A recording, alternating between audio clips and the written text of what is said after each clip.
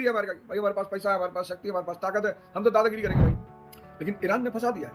$40 trillion का कर्जा है अमेरिका के ऊपर और $1 बिलियन डेली ईरान वॉर पे खर्चा हो रहा है। संभाजी महाराज ने क्या किया? औरंगजेब का एक बागी पुत्र था अकबर, बहुत चढ़ता था अपने पिता से। मानी सी बात है, हर आदमी आपकी बेवकूफियों को सपोर्ट थोड़ी करेगा। एक हफ्ते में हम युद्ध को पलट देंगे, ईरान को हम प्रजातंत्र दे देंगे, डेमोक्रेसी दे देंगे, वहां की जनता को हम बचाने जा रहे हैं। कहां है वो जनता? जो गलती आज डोनाल्ड ना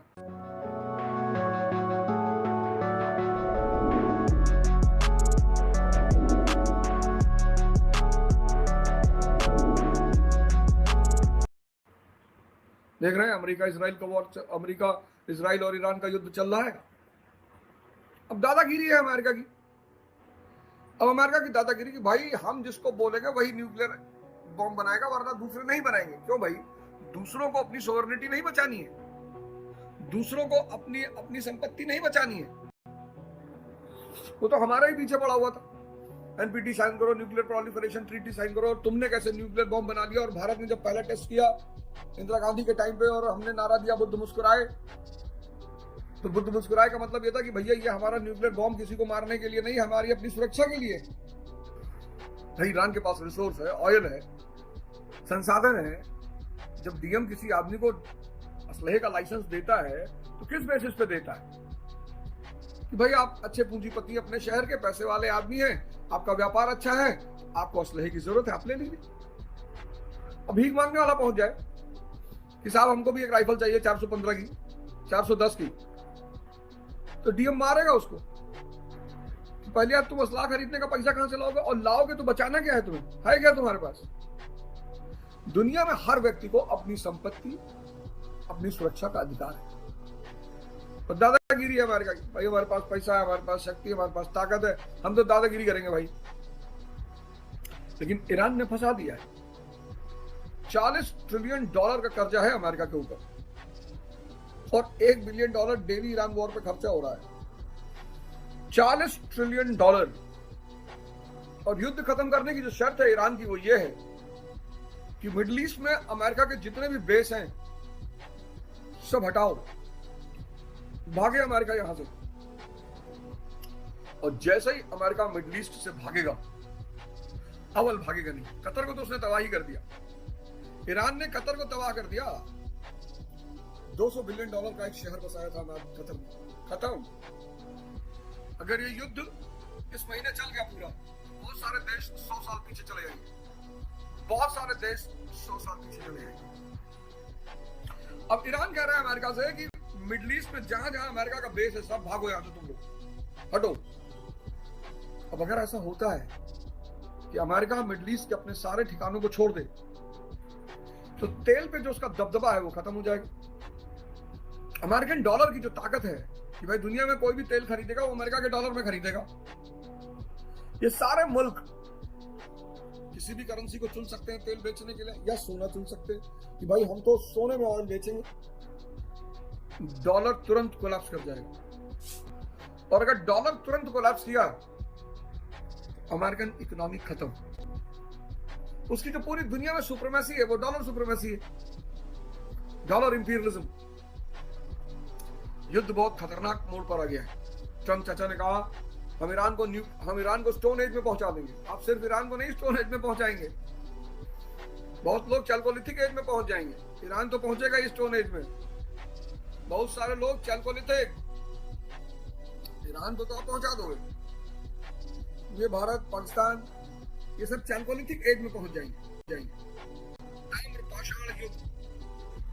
खैर, किसी के देश पर हमला कर देना बिना इंटरनेशनल बॉडी से परमिशन लिए, बिना अपने नाटो अलाइयों को साथ में लिए, कह रहे नाटो से हम पुल आउट कर जाएंगे।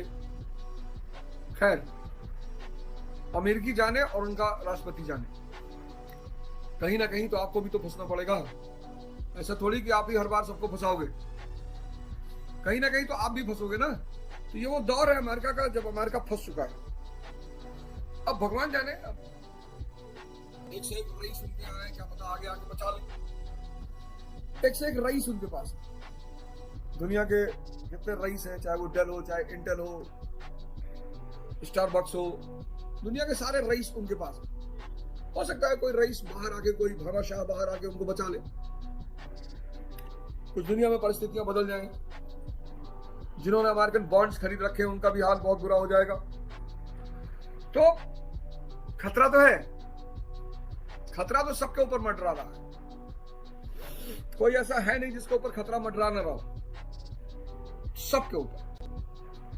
1680 में जैसे आज ट्रंप फंस गया है, 1680 में मैं सुनाता हूं कैसे औरंगजेब का जीवन बर्बाद हुआ। 1680 में शिवाजी की डेथ हो गई, माफी चाहता हूं, औरंगजेब की डेथ हुई 1707 में। 1680 में शिवाजी की डेथ हो गई। औरंगजेब मराठा साम्राज्य के जन्म से बहुत दुखी था। उसको इस बात का बहुत दुख था कि उसके जीवन काल में राज्य के अंदर राज्य, इस बात को लेकर वो दुखी बहुत था। तो जब शिवाजी की डेथ हुई 1680 में, तो औरंगजेब ने सोचा कि इस मराठा स्वराज की समस्या को खत्म किया जाए। संभाजी शिवाजी के पुत्र, वो गद्दी पर बैठे, अच्छे योद्धा। संभाजी महाराज ने क्या किया कि औरंगजेब का एक बागी पुत्र था अकबर, बहुत चिढ़ता था अपने पिता से वो। मानी सी बात है, हर आदमी आपकी बेवकूफियों को सपोर्ट थोड़ी करेगा, हर आदमी आपकी बेवकूफियों को सपोर्ट नहीं करेगा।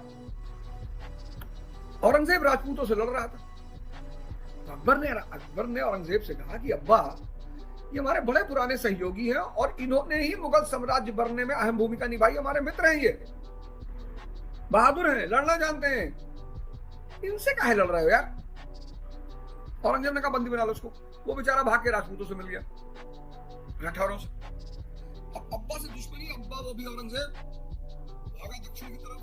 तो महाराष्ट्र में पहुंच के उसने संभाजी महाराज के दरबार में शरण लिया। अब संभाजी महाराज के दरबार में जब उसने शरण लिया, तब फिर औरंगजेब को बहुत गुस्सा आया।